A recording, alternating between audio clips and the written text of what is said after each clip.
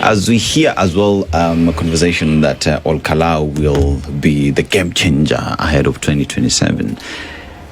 Where does that sit with the UDA? Because UDA as well saying we are here to win this and we're here to make sure that we retain that seat because it was a UDA seat. Let me say this. First of all, we still had this kind of excitement which I'm hearing from my colleague when we went for the by-elections in Bere, North and Malava and different other constituencies.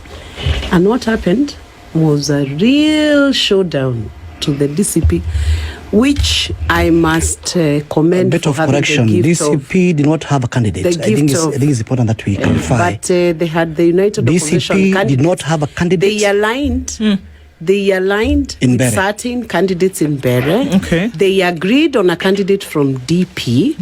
Initially, that candidate was not even in DP, but they agreed because the seat was originally held by a DP member of parliament. So for purposes of clarification, DCP threw their support behind the DP. Their United, what they are now calling United Opposition. All right. They agreed on a candidate in Bere.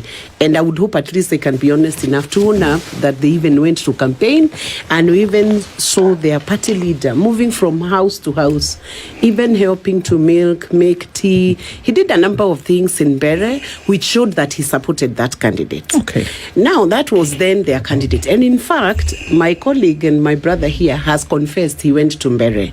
Why was he in Bere if then it was not their candidate? So I don't think that's a point of contention. It was their candidate, their joint candidate.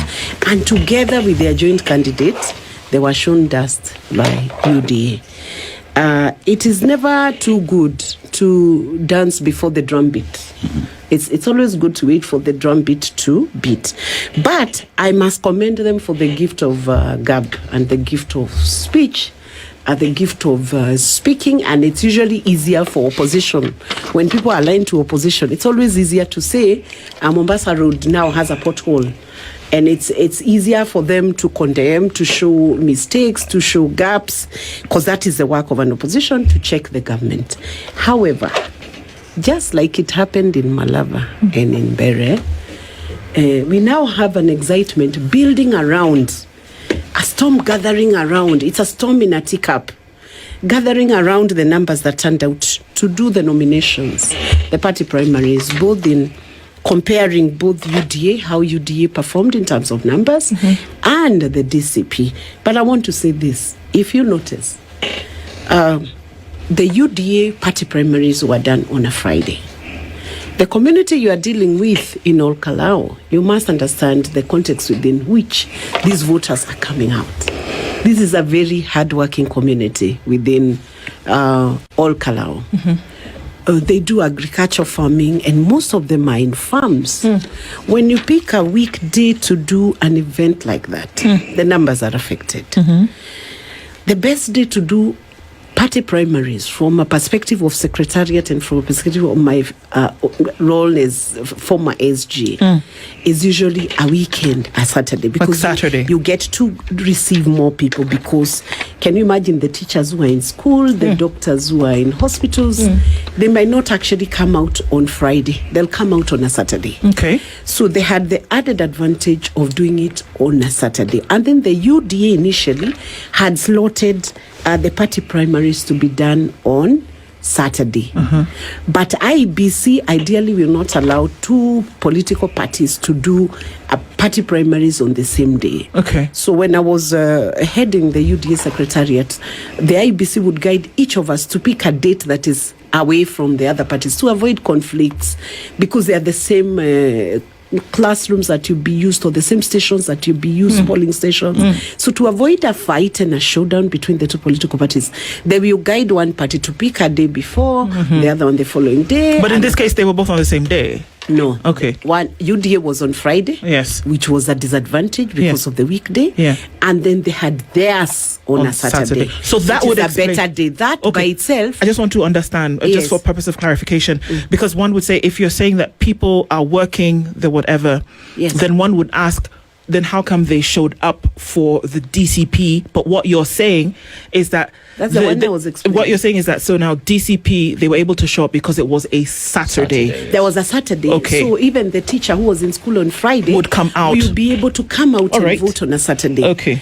And normally you'll find even when you take a Saturday, you can even have the SDA complaining, why are you picking a Saturday? Okay. Because that's when we go to church. In other words, what I'm saying, the excitement that has been there within DCP because of the turnout can then be short-lived, very short-lived, because the game is not yet over. It's just begun. Okay. And let me also say this. The person who goes to vote in a party primary, for you to know that it's done properly, a nomination is done properly, you must look at who are they allowing to vote. Because imagine if they don't have a party register, they are using the IBC register, and anyone can walk into any station and can vote in this station and vote in the other station. So the success of that party primary, though the numbers may be shouldered up, would only be tested and checked and verified if you confirm that every person who walked into each station voted only once and they did not go to a neighboring polling station until they show the process that they have gone through and show that the process was so short that you could not walk into another station. That's when you can dance about the numbers. Because it could as well be that you have gone and voted in 3 stations, 1 person. So the numbers are counting. As you go to the next station, it counts another additional person.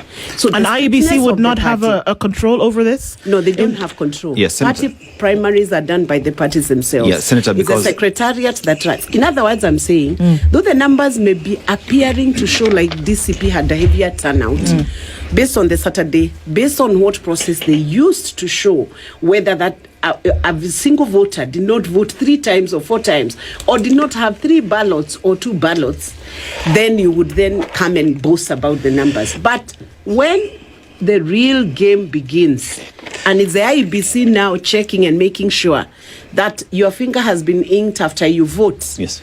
That's when you tell the true test of who is more popular than the other. I think allow me to correct something. I hear a lot of. Get a chance. Let me finish. Let's just finish that point and then come to you, Wakili. And I'm saying this. If you look at the former member of parliament who passed on, he was Jubilee Party, but aligned to UDA. So that seat was ideally not held by UDA. Okay? It was not held by UDA, but he was aligned to the UDA. And I would say this, the candidates who are now flying the flag of both the UDA and the DCP have been in the field before. One of them held the second position in 2022. So let me tell you something. Wait for the game. It is not yet over.